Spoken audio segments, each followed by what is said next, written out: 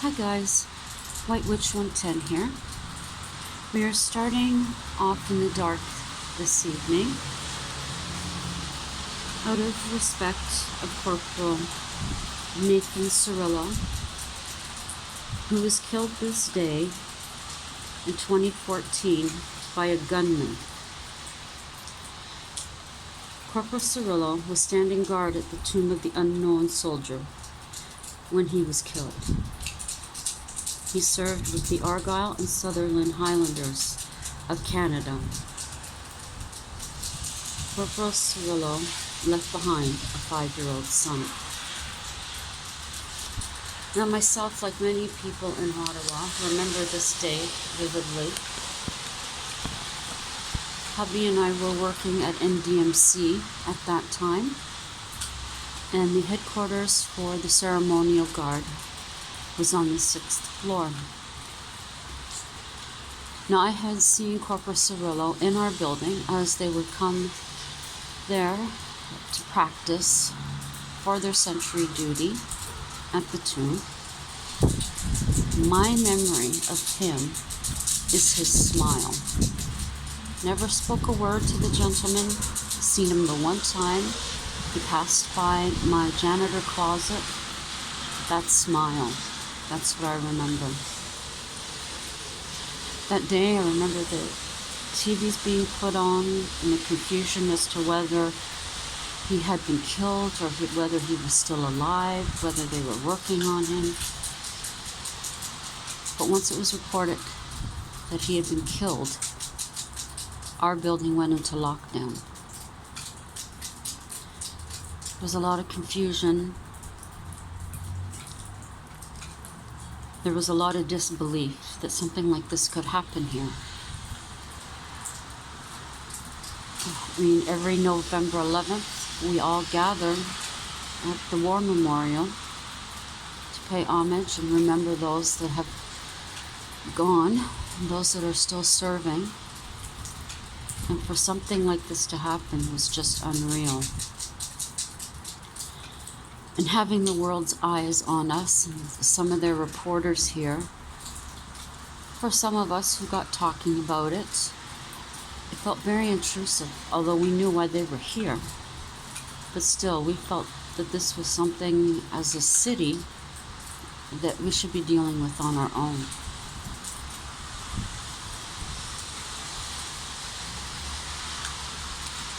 You just can't believe it. This is why I thought I would start without the light on tonight, to remember him. Blessings on his soul. And we will never forget.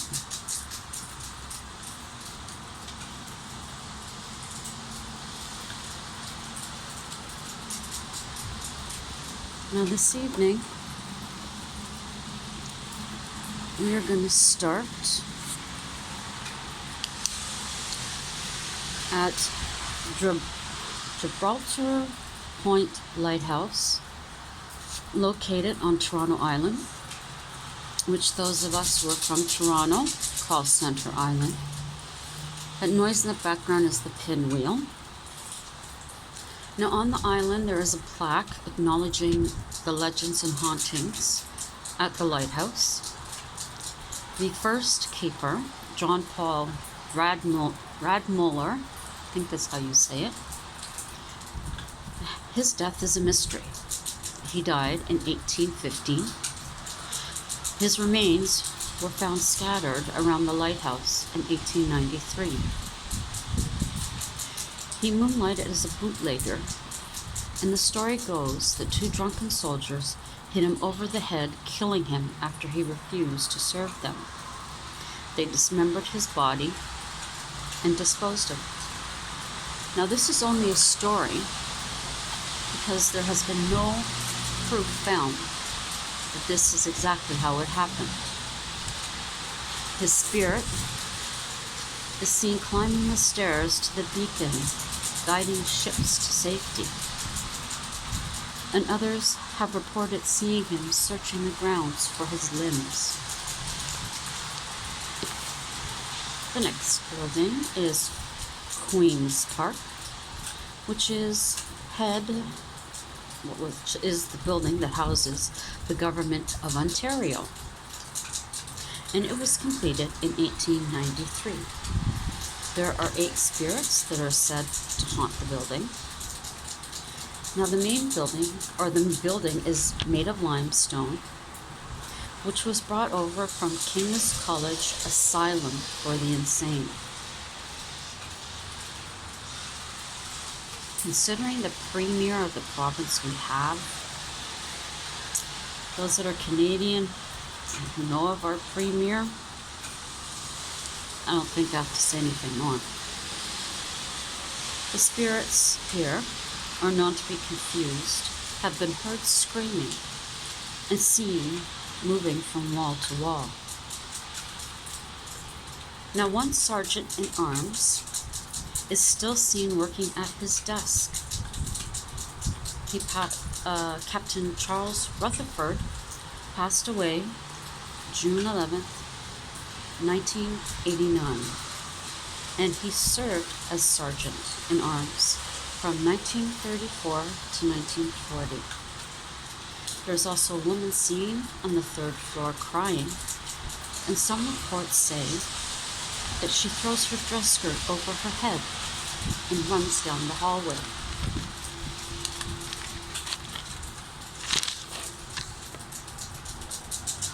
Now there have been noises heard in the speaker's office, like a party is being held, when no one was in there.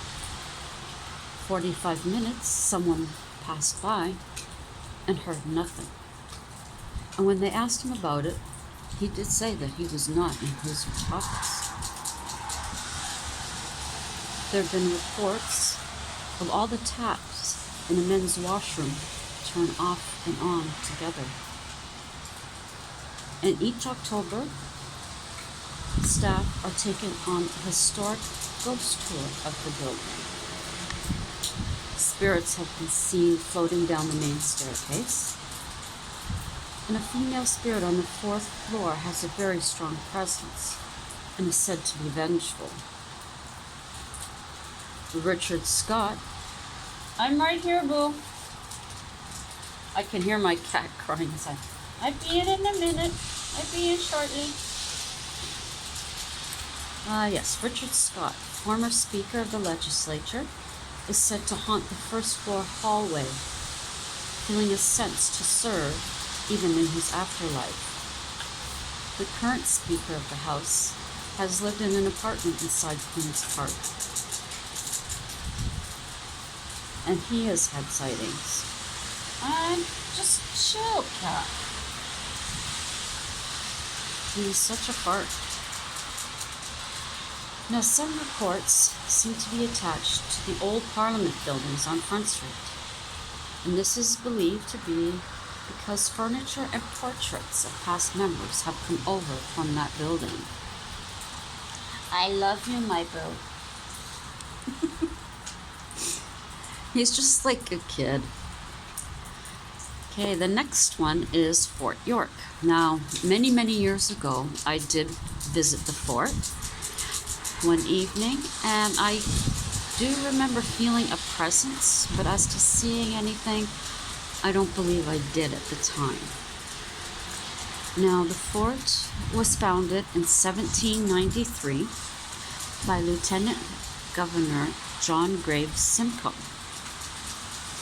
Each October, the fort holds an event called Fort York After Dark. It is 43 acres and has seen 200 years of change and was significant in the War of 1812. There have been reports of a spirit sitting on a bench next to a cannon, and individual soldiers walking throughout the grounds. A female apparition has been seen in the officers' quarters, and there is a heavy door that slams shut on its own. A phantom redcoat is seen near the barracks and sometimes at the front entrance. In the 1970s, a naval reservist was jogging outside the wall of the fort and reported being pulled by an unseen force. A medium claims to have heard spirit voices and cannons at the east entrance of the fort. And she said that most American soldiers died where the parking lot is now. The chattiest spirit that she came in contact with was a blonde 16-year-old by the name of Daniel, who told her that he did not die at the fort during the battle. He was wearing the standard red British uniform. Now, after the visit was complete, they found a long list of the fallen, and located near the bottom was the name Daniel Murray, who passed of his wounds in April 1813.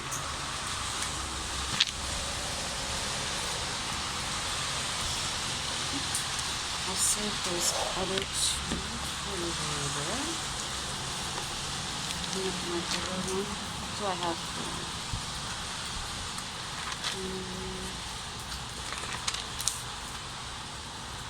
I'm just looking to see if I have any other places right here. Whoa. I hope everyone had a good day today. Mine was pretty good. Okay, the next one I've now finally located is Colburn Lodge in Toronto, which is located in Hyde Park. It was built in 1836 and is now a museum. City surveyor George Howard, also an engineer and architect, built the home. Now, Mrs. Howard died and was buried on the property in 1877. Her spirit is seen looking out at the master bedroom window to her iron-fenced gravesite. Now, a medium said that she seen a spirit in an apron going into the house as if she had just harvested from her garden, and said that the woman takes pride in her home, but was a bit upset that her vegetable garden had been downsized. There was also a pond within Hyde Park called Grenadier Pond, and soldiers had been seen there. I remember as a child being told that the soldiers had gone out on the pond in the winter, that the ice cracked and they drowned. As to whether that is the actual, I don't know. Now, some people have reported a nervous energy at the pond. One woman said that she noticed two soldiers in red coats. There was a feeling that they were patrolling. Now, people on this path, walking on this path, sometimes feel as though they're being pushed out of the way. I myself never felt that. Mind you, I was down there with my friends, so we really weren't paying attention. We were there yipping and yapping and having some wine many, many years ago. What else do I have here? Black cats I have here. Well, let's see. I'll read this one, and then I'll call it a night. Domesticated cats were introduced to Northern Europe, weren't introduced into Northern Europe until after 1050 CE. Egyptian history symbolized goddesses' energy of religion. That was a cat. Goddess Bas was called upon for personal assistance.